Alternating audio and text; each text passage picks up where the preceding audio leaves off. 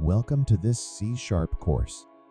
In this series of videos, I intend to teach you everything you need in the shortest possible time.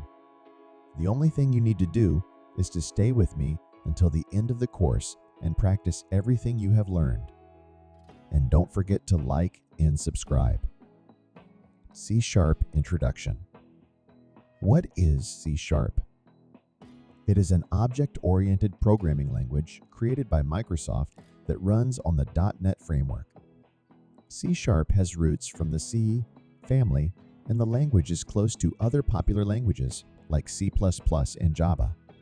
The first version was released in year 2002. The latest version, C# 12, was released in November 2023.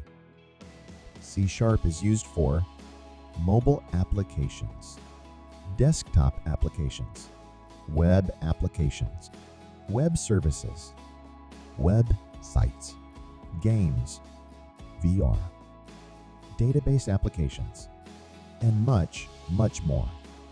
Why use C#? It is one of the most popular programming language in the world. It is easy to learn and simple to use.